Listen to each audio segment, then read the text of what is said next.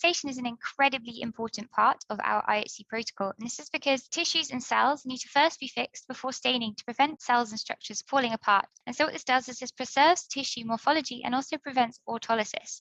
Probably the most common way of fixing is using aldehyde, and aldehyde fixatives act as cross-linkers. And the way that they act as fixatives is they create protein-protein and protein-nucleic acid cross-links using methylene bridges. And these methylene bridges can actually sometimes mask epitopes, which is why we then use antigen retrieval.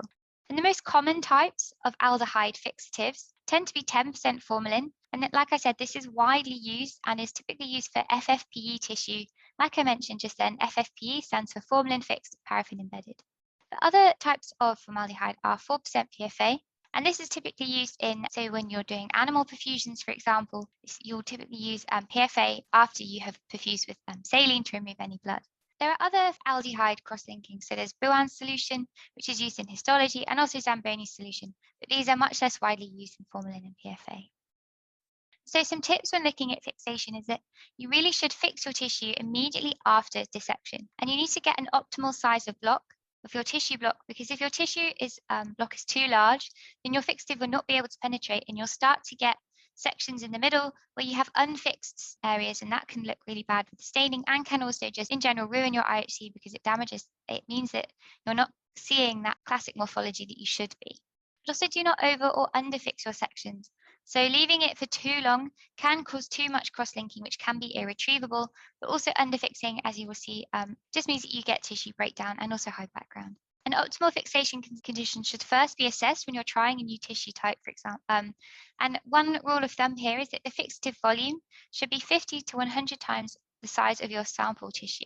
So this is ensuring that you've got sometimes it's really common to see people not using enough fixative, so the tissue isn't fixing properly. So really consider how much fixative you should be using and go above what you think you need if you aren't sure. So this is an example of a well-fixed versus a poorly fixed liver cancer tissue. And in the well-fixed side, you can see really clear tissue morphology and also nice specific staining. In the poorly fixed side, you can see this tissue has started to break down. You've also got really high background. And so when talking about aldehyde fixatives, what is the difference between formaldehyde, formalin, and paraformaldehyde? So formaldehyde is simply CH2O, which is the simplest aldehyde, and formalin, which is the one most commonly used in human samples, and this is the name for saturated formaldehyde. But do be aware sometimes that some formalin solutions have 10% methanol, and this is to stop them polymerizing. What happens in polymerization is it can then cause the thing to precipitate out of solution. But sometimes 10% methanol in your formalin can be damaging to certain antibodies or certain other things down the line. So just be aware of whether or not your fixative contains methanol or not. And PFA stands for paraformaldehyde, and this is actually polymerized formaldehyde and is not a fixing agent in itself, and it first actually needs to be broken down into formaldehyde by heating and or basic conditions. So to make 4% PFA, we then add the powder into either PBS or TBS, and you need to heat this to around 70 degrees. And then you can clarify this solution by adding a few drops of 5 molar sodium hydroxide. And make sure you use a fume hood because we really don't want to be fixing our airways when we're heating this solution. So it's really important here. And then PFA is best used fresh, or you can store aliquots at -20 degrees, and then these can be used defrosted as and when you need to use them.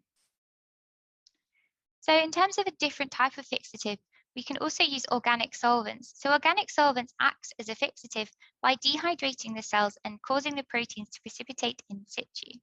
And this also acts because molecular structures of the alcohols resemble water, and these compete with water for protein and hydrogen bonds, and therefore replacing the water molecules in the tissues and acting as a fixative. So the most common types of fixative, the organic solvent type, are -20 degrees ethanol or -20 degrees methanol. And these obviously do not freeze, so you just keep these in your freezer and then add directly onto your slides as a fixing agent. And these are really good for cells and also for membrane surface protein antigens. However, they do not penetrate the tissue as well as formaldehyde, so these might not be the best if you're looking at an intracellular protein. However, if you're looking at an extracellular protein and you think you're having an issue with formaldehyde fixing, switching to ethanol or methanol could have a really big effect on the quality of your results. Acetone is another organic solvent that's sometimes used, but this is typically used for cytological smears or frozen tissue.